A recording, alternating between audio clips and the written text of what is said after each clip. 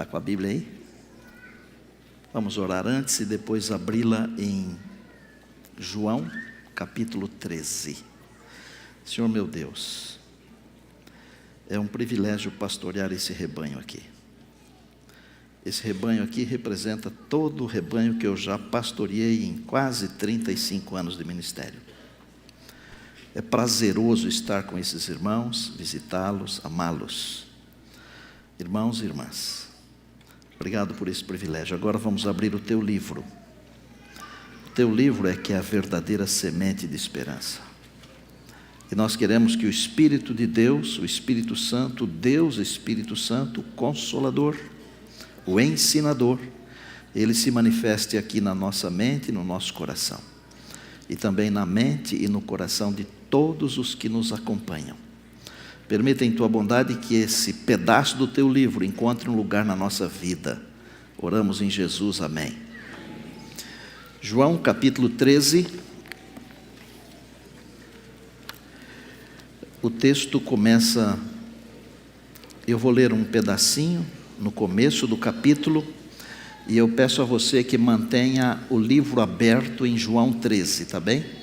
Porque nós vamos pincelar e pensar alguns versos desse capítulo aqui. O capítulo fala do momento quando Jesus instituiu a Santa Ceia. Capítulo 13, João, capítulo 13, verso 1. Ora, antes da festa da Páscoa, sabendo Jesus que era chegada a sua hora de passar deste mundo para o Pai, tendo amado os seus que estavam no mundo, amou-os até ao fim. Durante a ceia, tendo já o diabo posto no coração de Judas Iscariotes, filho de Simão, que traísse a Jesus, sabendo este que o Pai tudo confiara às suas mãos, e que ele viera de Deus e voltava para Deus, levantou-se da ceia, tirou a vestimenta de cima e, tomando uma toalha, cingiu-se com ela. Depois, deitou água na bacia e passou a lavar os pés aos discípulos e a enxugar-los com a toalha com que estava cingido. Essa cena, ela é muito conhecida de todos nós. Na quinta-feira, antes de ontem, nós tivemos uma Santa Ceia aqui. E usamos esse painel para embelezar a nossa Santa Ceia. Não foi uma Santa Ceia para toda a igreja. Foi uma Santa Ceia junto com os participantes do Ministério ECC. O encontro de casais com Cristo. Foi linda. Os pastores estávamos vestidos, alguns anciãos também, com uma vestimenta especial. Foi lindo. E nós resolvemos deixar o painel aqui, não como símbolo de adoração, viu gente? Porque às vezes aqui na nossa igreja, por ser muito grande, muitas cabeças, né? As pessoas começam a pensar coisas, inventar coisas. Não, tudo o que nós fazemos aqui são ilustrações, nada mais. Ilustrações para que a nossa mente se abra, para que a mensagem de Deus possa encontrar um lugar mais facilmente, se agasalhar melhor na nossa mente e no nosso coração. Jesus realizou a Páscoa com seus discípulos.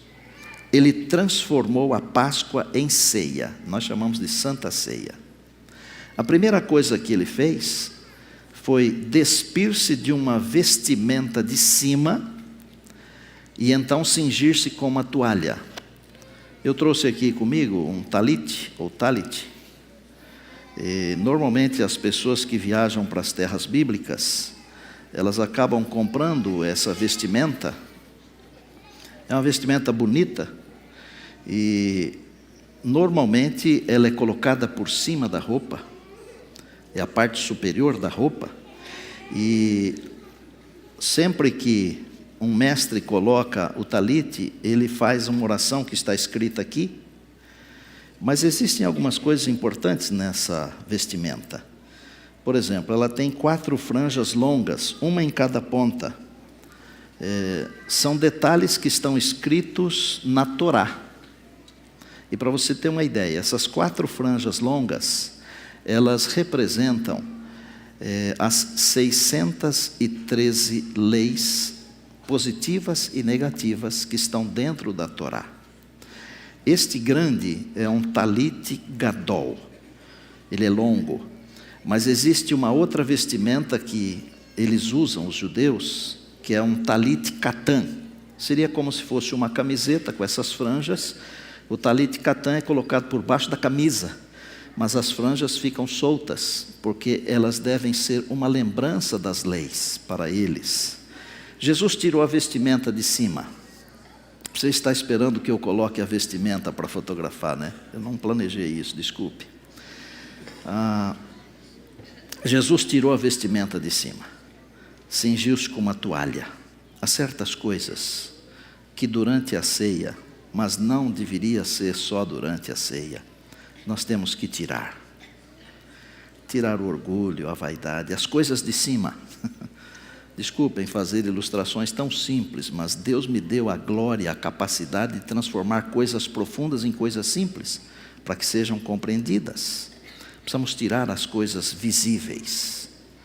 Deus está olhando o invisível. O visível é para os homens. Deus vê o interior do coração. Jesus tirou a vestimenta, começou a lavar os pés aos discípulos. Tem várias histórias dentro desse capítulo aqui, irmãos. Várias histórias lindas. Pedro, por exemplo, disse: nunca me lavarás os pés. Pedro sempre disposto a dizer algo, como alguns de nós. Espírito rápido, voluntarioso, mais do que voluntário.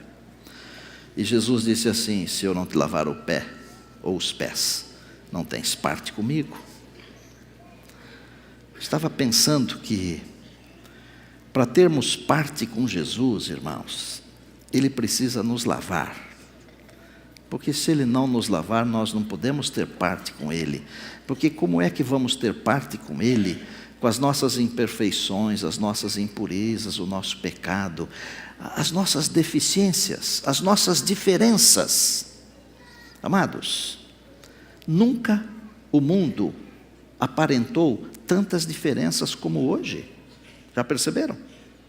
Hoje nós somos muito diferentes e queremos ser respeitados nas nossas diferenças, porque nós queremos que os outros sejam como nós. Gente, não dá para ter dois iguais nesse mundo aqui. O mundo entra em parafuso se tiver dois iguais aqui. O mundo não aguenta dois iguais. Por isso Deus fez cada um individualmente, separadamente. Não fez por séries. Não exija que os outros sejam iguais a você, porque você é único. Você é único nas qualidades, mas também é único nos defeitos. Me lembro de uma vez que um indivíduo estava procurando uma igreja, e ele procurava uma igreja onde não tivesse hipócritas. É uma palavra comum, né? Não é um xingamento, tá? E aí ele procurou um pastor, era um pastor já velho, como eu, assim, experiente, cabelos brancos, e disse assim: pastor, eu preciso de uma igreja onde não há hipócritas. O pastor tinha muito sangue na veia, como eu também. E ele disse: então não venha para a minha, porque você vai estragar a minha. Porque todos temos defeitos, todos temos defeitos. Jesus tirou a vestimenta para dar um exemplo. Lavou os pés. Aí ele falou assim: vocês me chamam de mestre. Está aí na Bíblia, nos versos 14 e 15. E vocês têm razão, porque eu sou mestre. Agora, se eu sendo o mestre e senhor, eu fiz isso, vocês devem fazer também. Humildade cabe em qualquer lugar. Em qualquer lugar. Mesmo no meio de pessoas enormes, pessoas grandes, com títulos, com tudo. E como é bonito quando se vê uma pessoa que tem muita capacidade, muito conhecimento, uma pessoa formada, uma pessoa estudada, e a pessoa é humilde. Me lembro um dia que eu tive o privilégio de almoçar ao lado do Dr. Benjamin Carson. Eu não estou falando dele se envolver na política, tá? Mas também não faço nenhum juízo de valor, não o estou criticando, ok? Porque nós podemos fazer o que quisermos, somos livres. Mas um homem que estava para ser condecorado pelo presidente dos Estados Unidos da América do Norte, na semana seguinte ele foi receber uma medalha. Nós estávamos gravando num estúdio no Canadá, e ele foi gravar também. Nós almoçamos juntos. Inacreditável, eu fiquei impressionado. Nós normalmente comemos o pão assim, quando estamos à mesa. Nós pegamos um pedaço de pão, quebramos um pedaço de pão e colocamos o pedaço de pão na boca, está certo? Nós não mordemos o pão e devolvemos, normalmente nós quebramos e colocamos. Assim nós aprendemos na etiqueta, que pode estar errado, mas aprendemos assim. Ele fazia desse mesmo jeitinho, pegava o pão com a mão também. Uma simplicidade, conversava baixinho, assim, bem baixinho. Homem famoso, não só lá, no mundo. Humildade. Jesus tirou a vestimenta e falou: do jeito que eu fiz, façam. Ele foi um pouquinho mais longe. No verso 17 ele falou assim: se vocês sabem isso, muito bem, mas vocês só serão bem-aventurados, felizes, se fizerem isso. Saber as coisas é bom, gente. Como é bom quando você tem conhecimento, né? Agora, o conhecimento só tem valor se for usado. Eu lamento que alguns indivíduos têm tanto conhecimento e nunca escreveram nada, e daqui a pouco vão para o túmulo e não deixaram nada escrito. O conhecimento se perdeu. Mas o Senhor Jesus não está falando desse conhecimento de escrever livros. Ele está falando do conhecimento da salvação, da vivência do Evangelho. Eu queria que você plantasse as sementes hoje. E eu vou marcar um horário bom para você plantar a semente. Nesse horário vai nascer, se plantar. Faça o pôr do sol hoje, depois das 7 horas. É 7 e pouquinho da noite. Para quem está aqui no estado de São Paulo. Quem está em outros estados, um pouco diferente. Alguns outros estados. Arrume, todo mundo, ou quase todo mundo, tem em casa um vasinho de flor de alguma planta que já se foi, não é? Então, hoje, a hora que você terminar a oração do pôr do sol de hoje, que tal, Levi? Está marcado? Você vai destacar isso aqui, esse pedacinho aqui, ó, e vai colocar dentro da terra, umedecer a terra com água boa, tá bom? Faça na hora certa. As coisas devem ser feitas na hora certa. E quantas vezes nós perdemos a oportunidade de fazer uma coisa boa num momento muito adequado. Passou o momento, acabou. Jesus não perdeu o momento. Ele sabia que estava na hora de ir para o Pai. Nós lemos aqui. Ele aproveitou o momento. E ele disse: eu sou o mestre, eu fiz, façam igual. Se vocês sabem isso, parabéns. Agora, querem ser felizes? Façam o mesmo. Só serão felizes, bem-aventurados, se fizerem. Ele falou uma outra coisa muito linda durante esse momento, está no verso 20. Quem recebe aquele que eu enviar, a mim me recebe. Quem me recebe a mim, recebe o Pai. Outro dia eu contei aqui que os meus pais receberam 2 colportores em casa, e meu pai, sem saber ler e escrever, ele comprou uma Bíblia e um Desejar de Todas as Nações. Agora, essa madrugada estava lendo esse texto aqui, né? Quem recebe aquele que eu enviei, recebe a mim. E quem me recebe a mim, recebe meu Pai. E eu sou o fruto, o reflexo do meu Pai ter recebido Deus em sua casa. Dá para entender? Você é o reflexo de que alguém um dia recebeu Deus. Porque alguma pessoa enviada por Jesus foi lá. Uma mensagem enviada por Jesus foi lá. Foi Jesus que disse isso. Quem recebe aquele que o enviar, a mim me recebe, e quem me recebe, recebe o Pai. Aí Jesus foi falando as coisas, ele falou do pão que daria para um, que o trairia, e nós lemos no comecinho do capítulo, que Satanás tinha entrado já em Judas, o Iscariotes, e ele foi o encarregado de vender o Senhor Jesus. Naveguem comigo um pouquinho aqui, olhem aqui. Jura, encosta aí. Será que em algum momento eu já vendi o Senhor Jesus? É retórica essa pergunta, não responda. Será que em algum momento da sua vida você já vendeu o Senhor Jesus? Já pensou nisso? Não o venda, porque o final é trágico.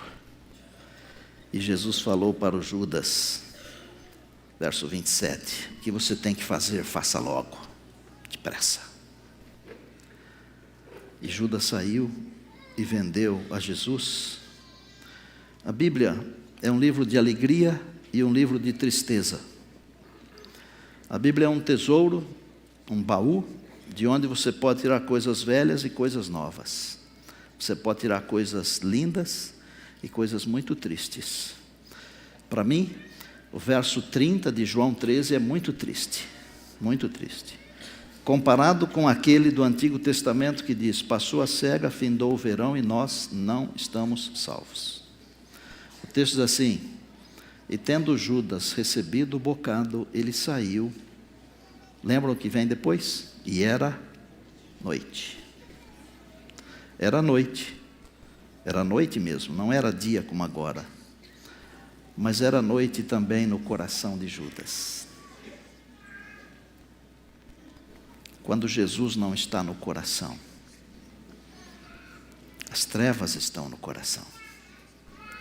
Quando Jesus não está no coração, não é dia no coração, é noite, é escuridão. E então, quem tem o coração sob a escuridão, não faz coisas boas. Eu vou dar uma ideia aqui. Não lute para fazer coisas boas. Lute para ter Jesus no coração. Porque quem tem Jesus no coração não precisa lutar para fazer coisas boas. Porque se você não tiver Jesus no coração, pode lutar quanto você quiser para fazer coisas boas, não vai conseguir. Porque sem mim, ele disse, nada podeis fazer. Bom, Judas foi embora. E Jesus falou assim, eu vou deixar um mandamento novo para vocês. Que vos ameis uns aos outros do mesmo jeito que eu vos amei. Mas esse mandamento não é novo, não. Não era novo, não. Porque o amor já estava estabelecido lá atrás. Quando o fariseu procurou Jesus e perguntou o mandamento, falou, amar a Deus e ao próximo, o amor. Mas ele estava mostrando uma nova modalidade de amar, do jeito que ele amou.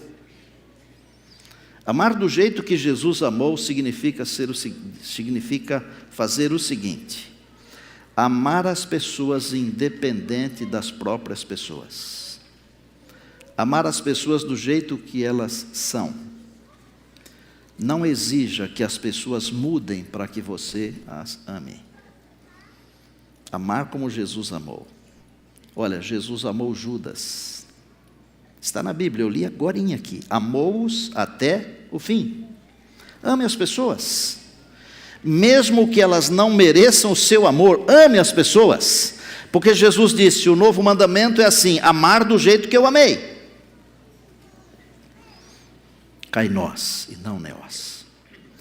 Vamos ler o finalzinho do capítulo, que é esse que vai dar a entonação da nossa conversa. Perguntou-lhe Simão, eu estou no verso de número 36. Perguntou-lhe Simão Pedro, Senhor, para onde vais? E Jesus respondeu, para onde eu vou, não me podes seguir agora, mais tarde, porém, me seguirás. Replicou-lhe Pedro, Senhor, por que não posso seguir-te agora? Por ti darei a própria vida.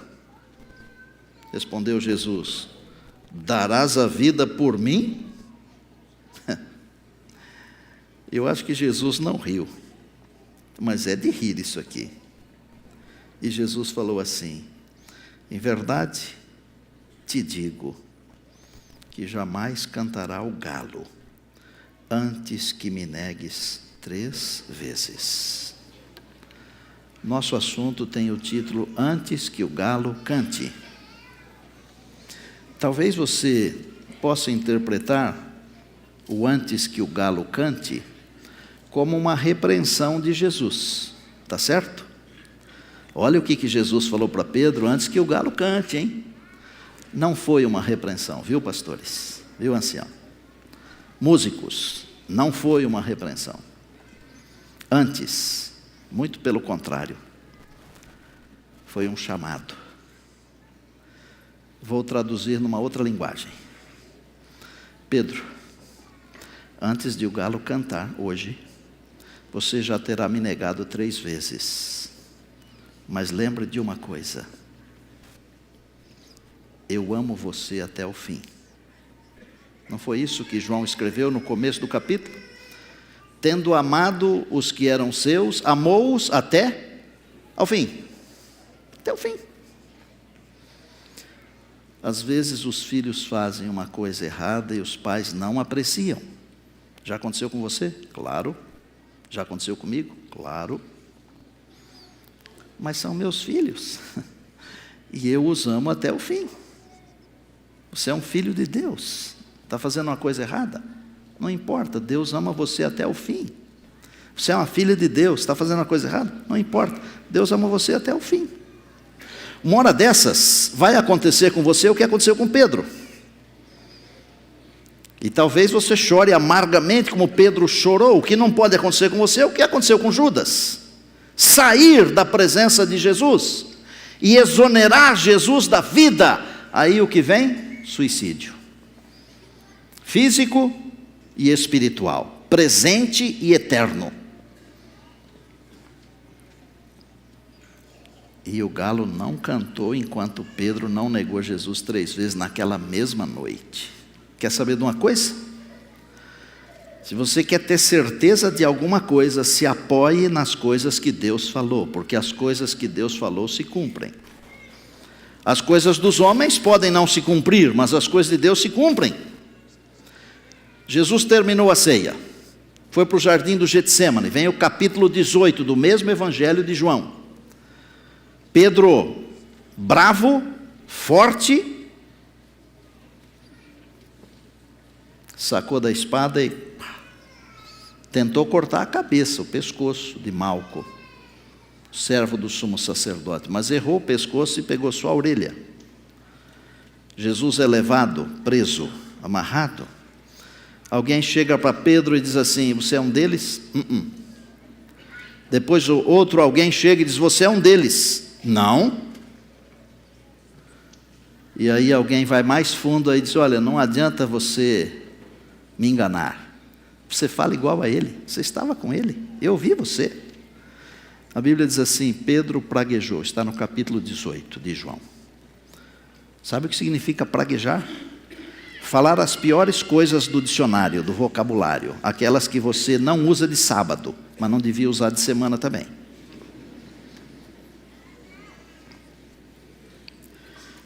Pedro deve ter pensado assim, dito mais ou menos assim, quer ver? Eu vou amenizar, tá? Mesmo porque não dá para falar mais do que isso. Ele deve ter dito assim: eu, amigo desse cara aí? Você é um miserável. Eu quero é que esse desgraçado aí morra crucificado. E na hora que ele falou assim: eu quero que esse miserável aí, esse desgraçado morra crucificado, o galo cantou.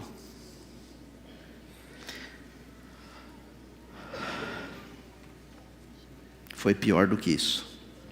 Pedro se lembrou. Um dia você também vai se lembrar de tudo que você escutou, viu? Para o bem ou para o mal. Eu oro a Deus que seja para o bem. Amém?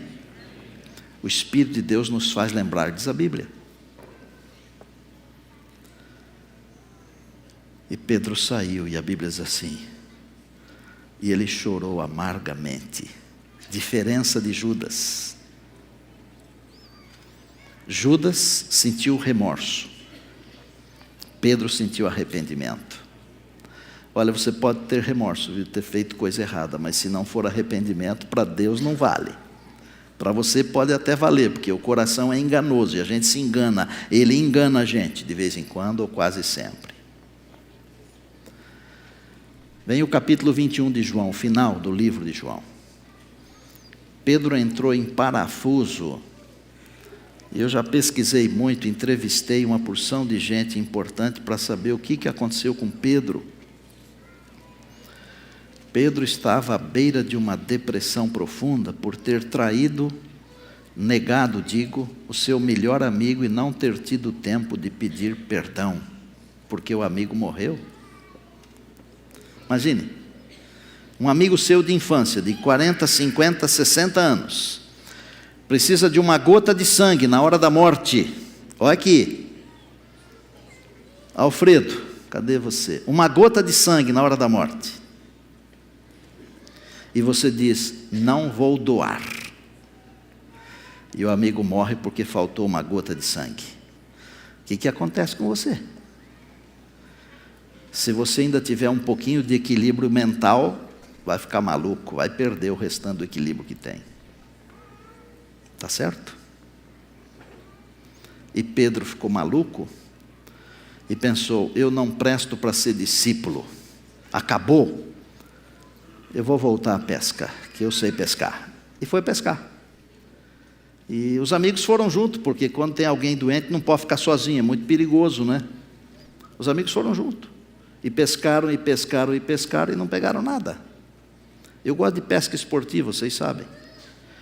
Tem uma coisa horrível para um pescador: pescar um dia inteiro e não pegar nenhum. É? Tem pescador aqui? Tem, bastante, né? Japonês pega sempre. Se eu vou no pesqueiro, o japonês não está pegando, eu vou embora. Porque japonês entende peixe. Tem uma coisa que é pior do que pescar, Wander, um dia inteiro e não pegar nenhum peixe. É você pescar um dia inteiro, não pegar nenhum, e no fim do dia alguém perguntar se você pegou. Eles não pegaram nada, a noite inteira. Jesus falou, ei, joguem a rede do lado direito. Raso? Mas não tem peixe aqui, mas o Senhor mandou. Eles não sabiam que era Jesus. O que a Bíblia diz? Eles pegaram uma rede cheia de peixes, só de peixes grandes, tinha 153. Eles perceberam que aquilo era um milagre, que era Jesus, e foram atrás, porque nós não estamos atrás do peixe, estamos atrás do milagre. Eu ensinei isso aqui sábado passado. Nós temos que ir atrás do doador das bênçãos, e não das bênçãos. Amém? E Pedro foi lá. Eu vou traduzir na linguagem estinética para ficar mais fácil, tá certo, professor Turíbio? Jesus falou assim, Pedro, eu não falei para você que eu te amo até o fim? É a minha linguagem, ok? Você ainda me ama? Eu vou te amar até o fim, Pedro, você ainda me ama? Pedro, eu vou te amar até o fim, você ainda me ama? Vocês conhecem a história.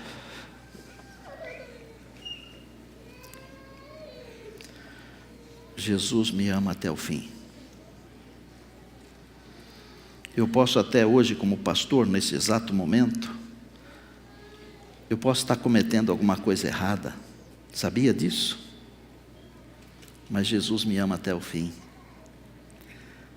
Você, como membro da igreja ou como convidado nosso, pode estar fazendo uma coisa errada ainda hoje.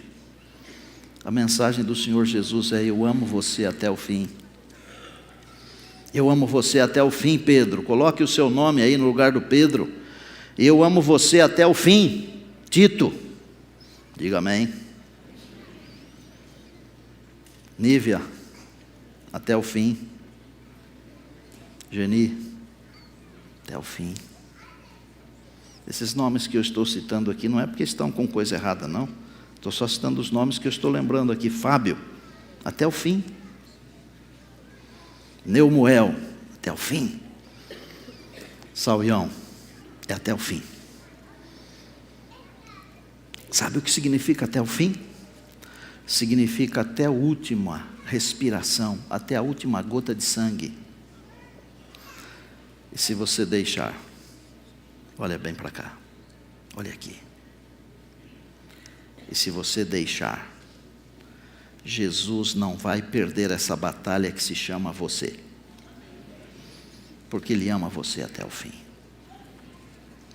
Se fosse eu, ou alguns de vocês, não sei, talvez, que recebesse de um amigo querido que Jesus recebeu de Pedro, eu não sei como seria. Já pensou, pastor Antal?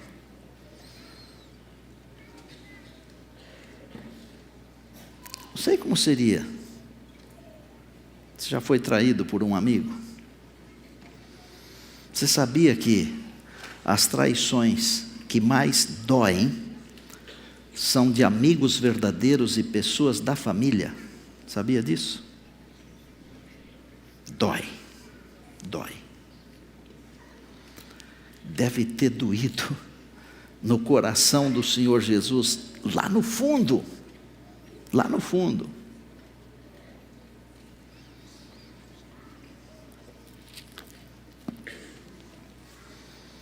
Eu acho até que quando, pela terceira vez, Pedro negou a Jesus, Pedro olhou lá para dentro do pátio, e Jesus estava olhando para ele.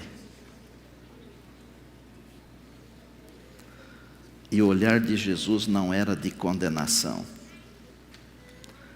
O olhar de Jesus era: eu te amo até ao fim. Você já negou Jesus? Você já vendeu Jesus? Às vezes eu vou a algum restaurante e eu não tenho vergonha de fazer oração de forma audível com quem está à mesa comigo. Esses dias lá em Portugal, estava num restaurante lá, tinha 2 indivíduos numa mesa ao lado, nós tínhamos entretido uma conversa com eles, e eu perguntei o nome deles, era Vitor e o outro já não me lembro mais. Eu disse: olha, eu vou fazer uma prece aqui para agradecer a Deus pelo alimento, ok? Por isso, desculpe interromper a nossa conversa aqui. O que eles fizeram? Eles ficaram em silêncio, e na oração eu mencionei o nome dos 2. Às vezes nós temos vergonha até de orar ao Senhor, porque estamos num lugar público. Queria fazer uma prece hoje. Talvez com uns 4 ou 5, 6, uma dúzia de pessoas apenas. Pessoas que, como Pedro, têm negado o Senhor Jesus, mas que querem sentir o amor de Jesus até o fim. Querem uma outra oportunidade de demonstrar o amor. Pedro teve essa oportunidade. E como foi espetacular a vida de Pedro depois de sua conversão. Deus espera vidas espetaculares, testemunhos espetaculares, mas depois da conversão verdadeira. Alguém quer se levantar e vir aqui perto de mim? Se quiser vir, pode vir agora. Também não se sinta envergonhado não, porque o nosso juiz não é a congregação, não é o pastor. Vem aqui perto. Talvez você esteja nos acompanhando aí de longe, à distância, e queira também dizer para Deus: Senhor, eu sou um Pedro, eu já neguei o Senhor, mas eu quero ser amado até o fim. Porque antes que o galo cante, é um chamado.